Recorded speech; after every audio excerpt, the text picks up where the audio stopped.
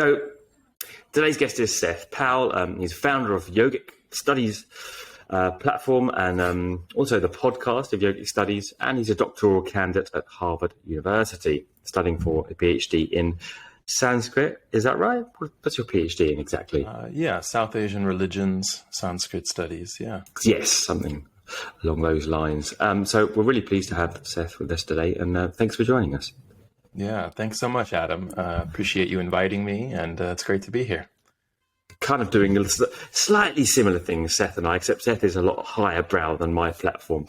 And I totally recommend for anyone listening to this right now, please check out Yogic Studies, because it really is, sine qua non, one of its kind in what Seth is doing and the people he's interviewing. Obviously, many of those we've had as well. Seth, I've checked out your podcast. You have. That's very kind.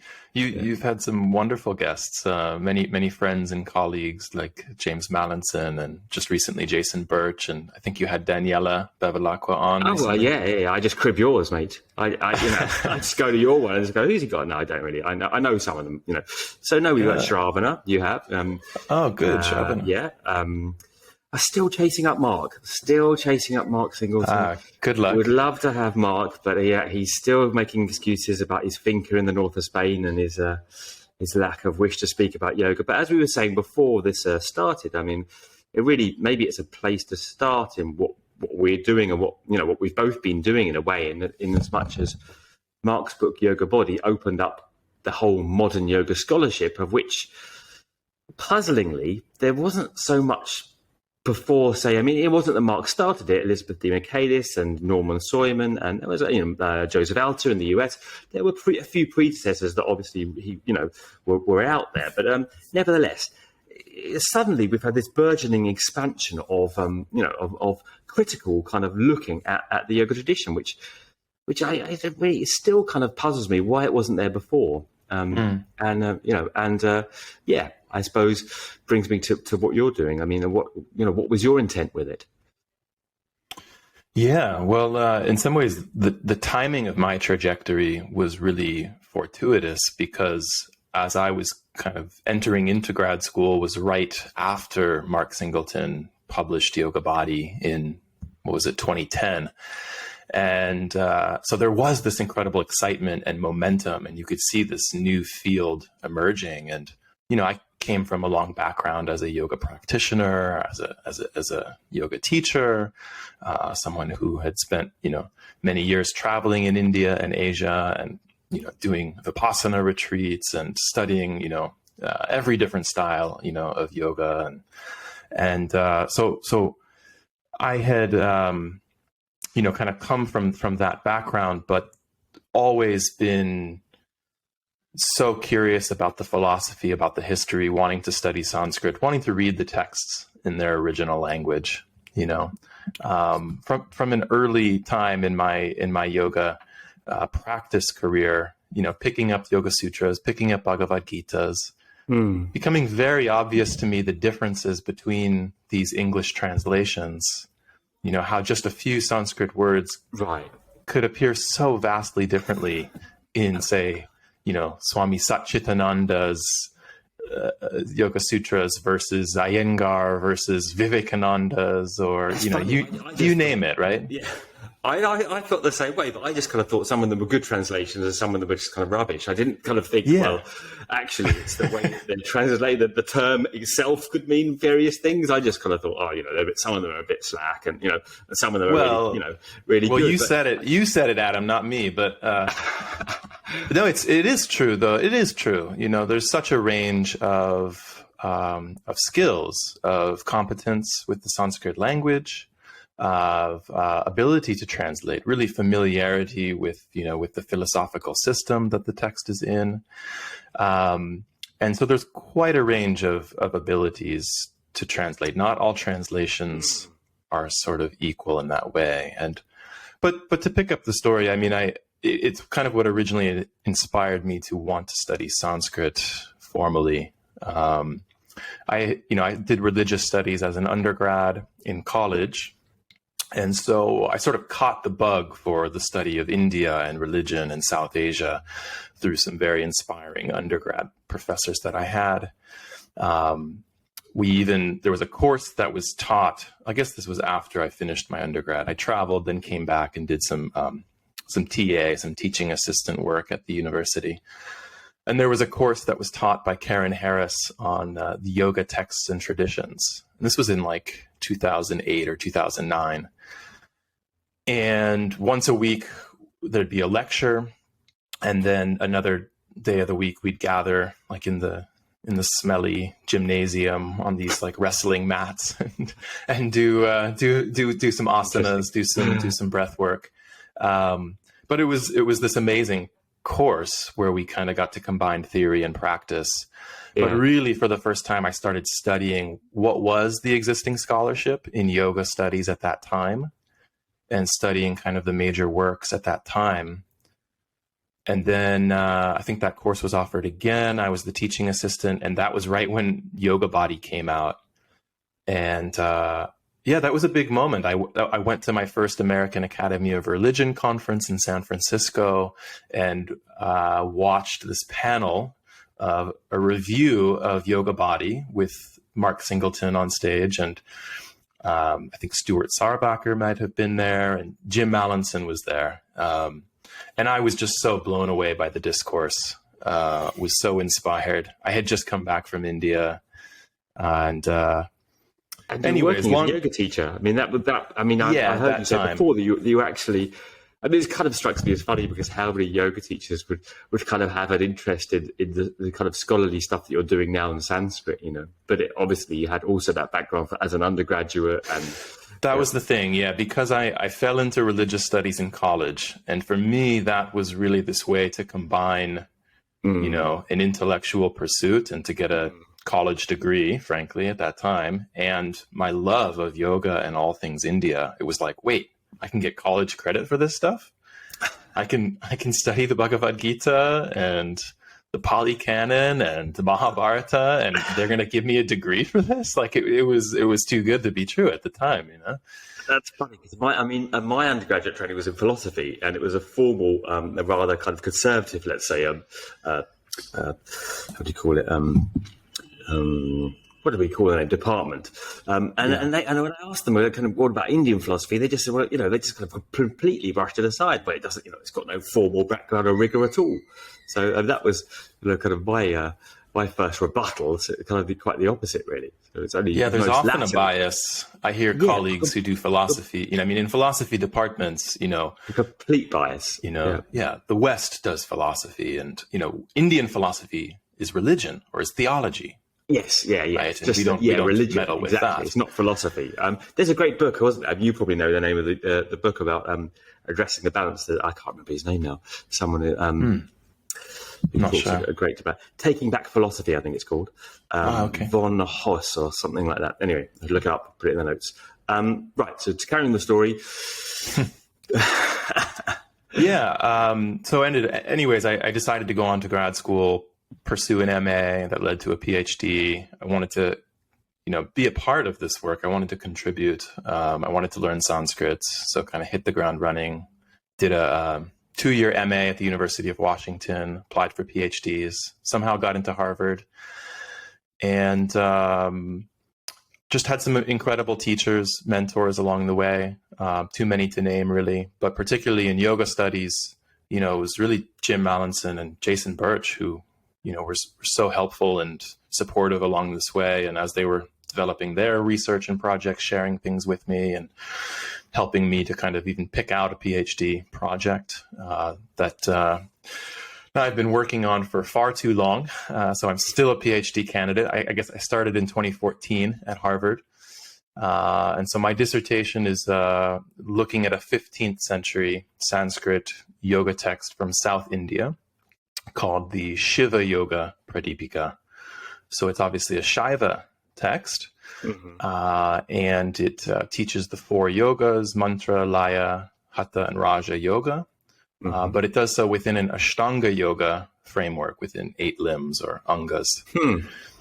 And it kind of uniquely, as far as hatha yoga literature goes, It kind of combines bhakti, a devotional path for devotees of Shiva, with these yoga systems, including asana, pranayama, mudras, and so forth.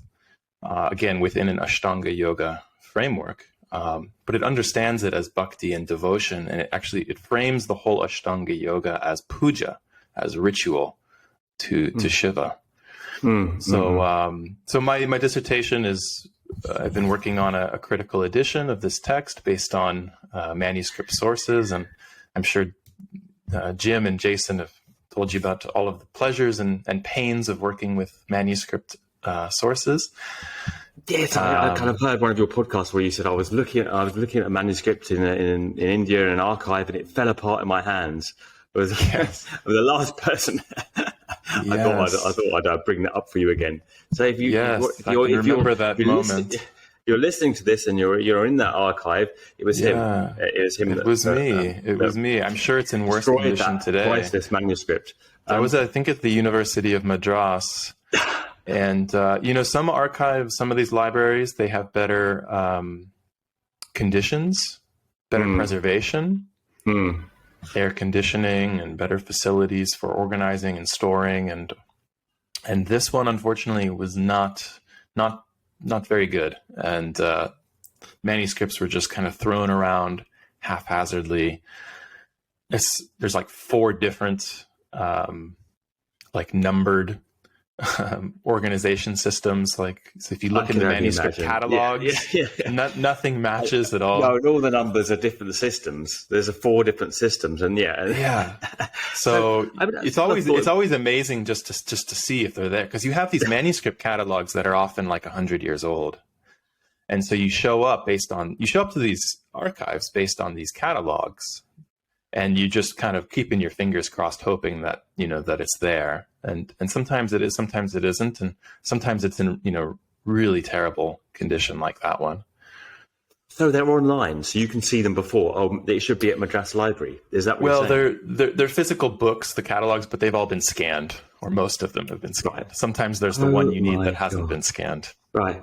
So just looking through this stuff, it sounds like my worst nightmare. And and then it's painful, but it's also the joy of the hunt. It's the joy of the hunt, though. You find something that's like, oh my god, this is like the first mention of. This is the first mention of Hatha Yoga. It predates Jim's Dattatreya Yoga Shastra mention. Oh wow, I've got one. Exactly.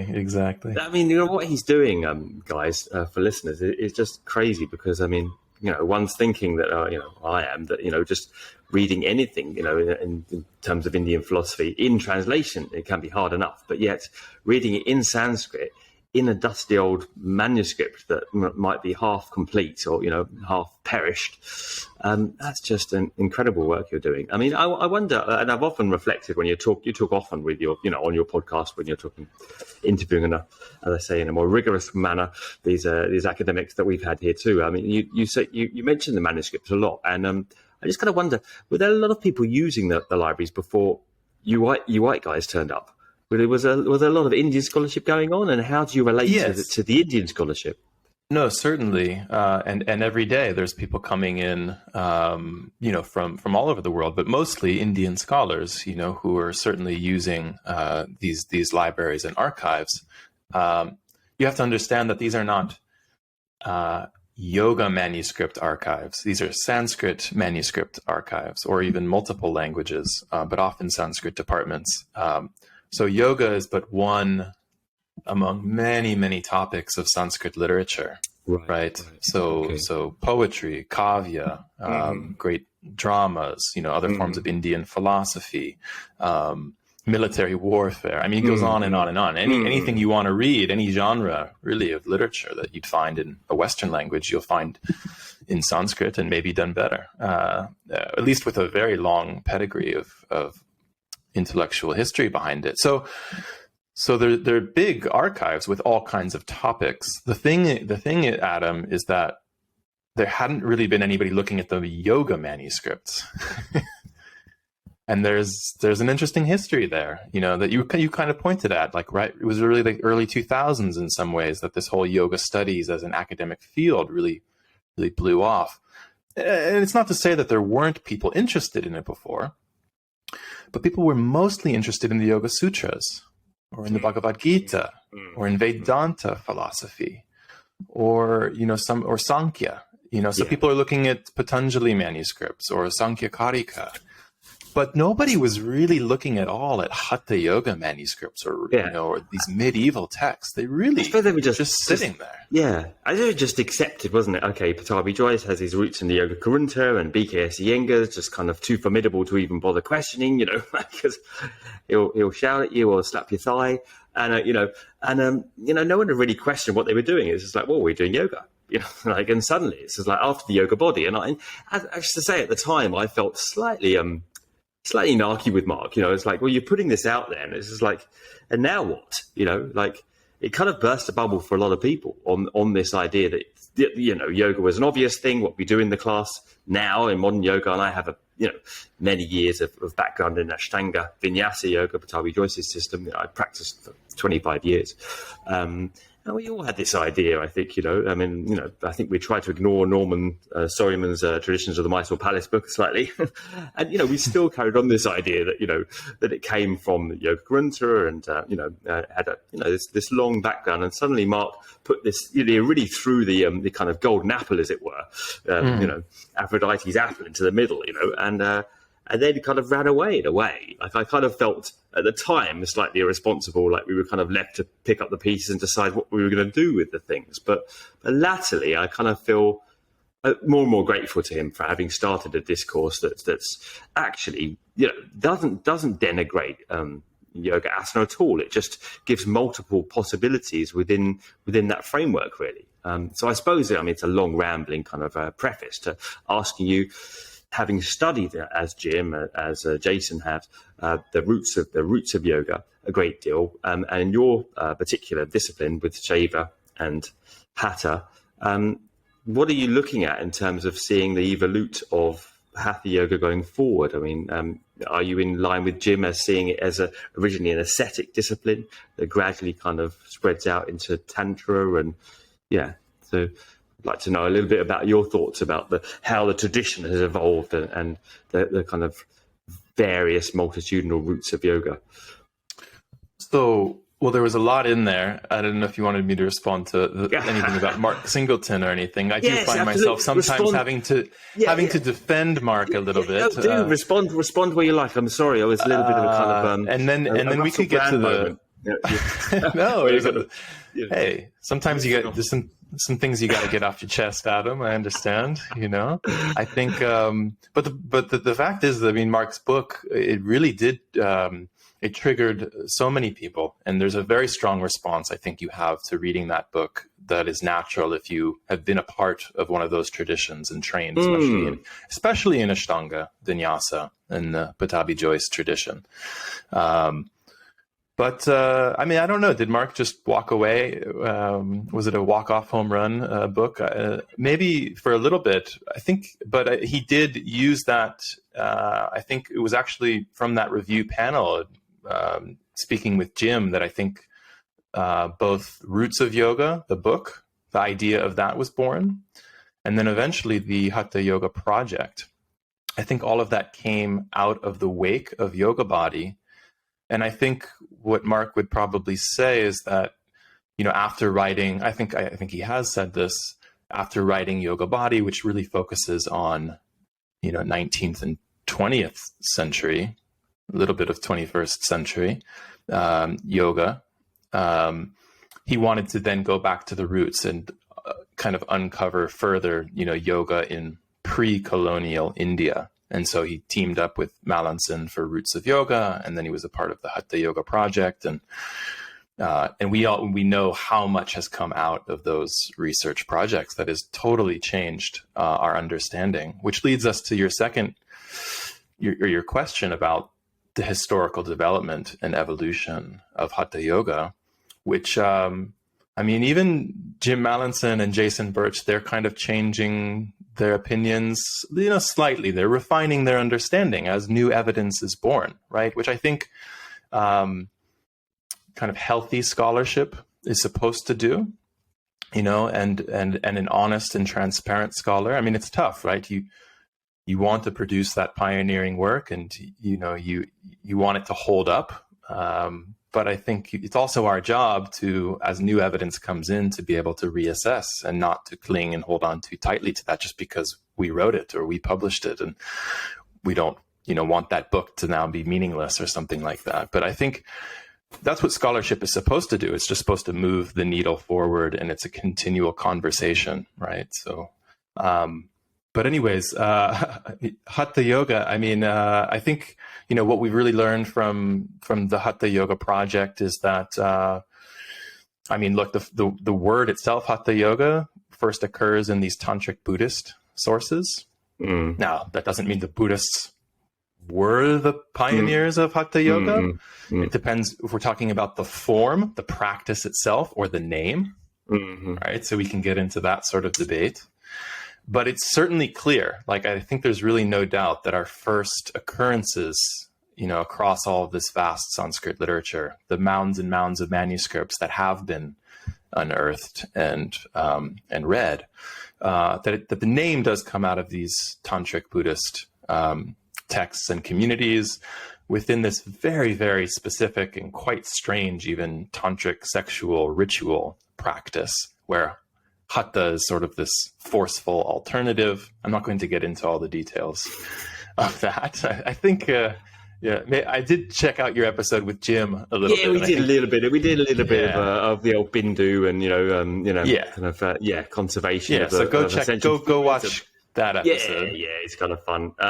But yeah, going back, I just wanted to say, as a small rejoinder, of course, Mark didn't just drop the baby on his work, but that was a public and rather unacademic book, let's say, or a book that had a firm textual basis, but was also written with an eye to a general public, and we haven't had perhaps such a book latterly. Kind of moving on from that, maybe this is your chance, because Roots of Yoga, most of that was footnotes. I always say even I am not particularly smart, but I didn't find that was as half as easily kind of readable, than and as Mark's original book, well, it's a very different type of academic book. Mark's book, it is an academic work. It's Oxford University Press. It was, like all good academics, he wrote a dissertation and he turned it into a book. But